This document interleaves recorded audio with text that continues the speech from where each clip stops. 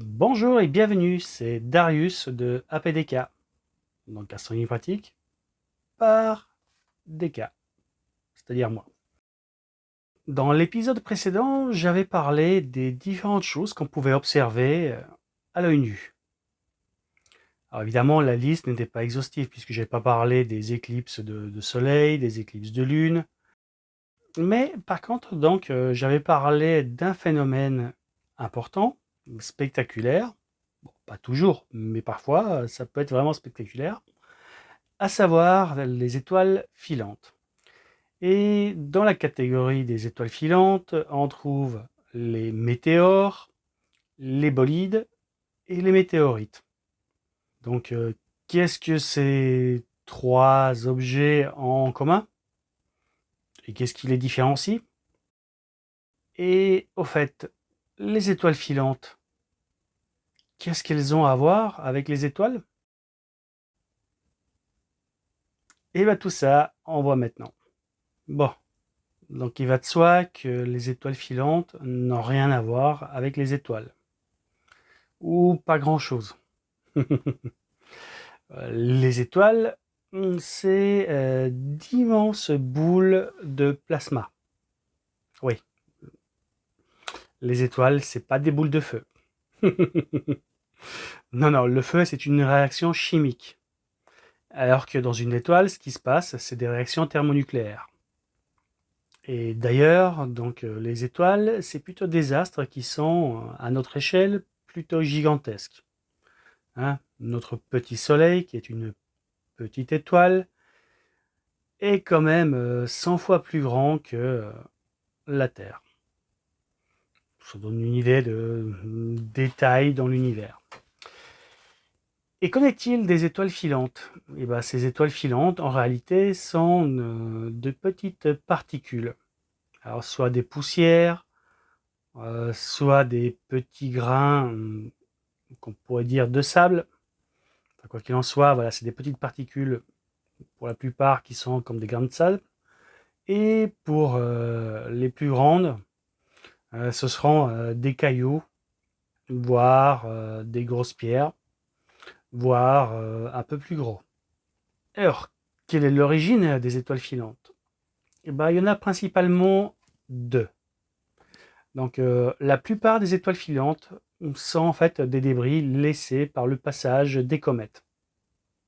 Mais certaines pluies d'étoiles filantes sont dues non pas à des comètes, mais à des astéroïdes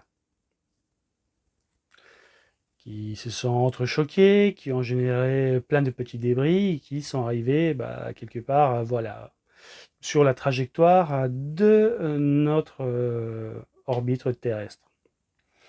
Et donc à chaque fois que la Terre passe par un endroit où justement donc on a on va dire des essaims de ces étoiles filantes, c'est-à-dire des tas de petites particules, et ben, ces particules vont évidemment donc entrer dans l'atmosphère terrestre.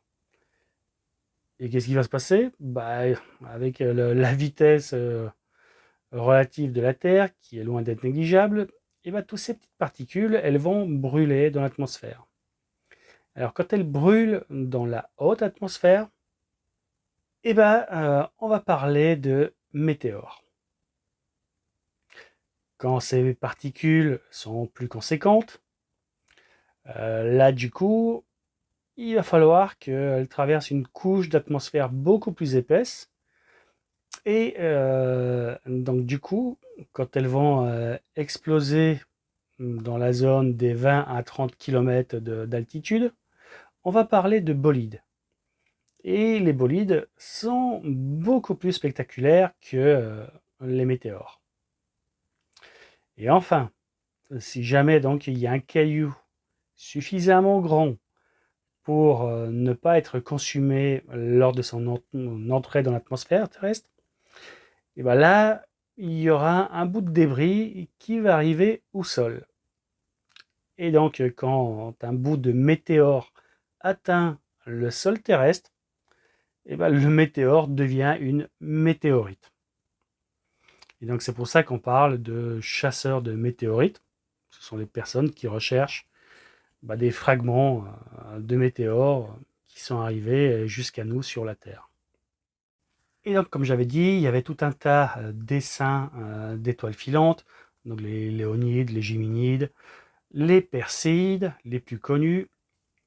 Et donc, elles ont une durée d'activité d'à peu près 1 mois, avec un maximum courant août.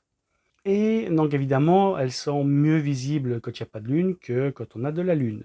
Donc, c'est pour ça que pour cette année, l'AFA, l'Association française d'astronomie, a prévu d'organiser les fameuses nuits des étoiles filantes le 6, 7 et 8 août. Mais sachez que le maximum de ces étoiles filantes, donc les Perséides, auront lieu une semaine après. Donc, si cet épisode sur les étoiles filantes, les météores, les bolides et les météorites vous a plu, comme d'habitude, pensez à liker cette vidéo, à vous abonner, à mettre un petit commentaire gentil, à activer la petite cloche pour ne rater aucune vidéo. Et puis on se retrouve très bientôt pour un nouvel épisode. A plus, ciao.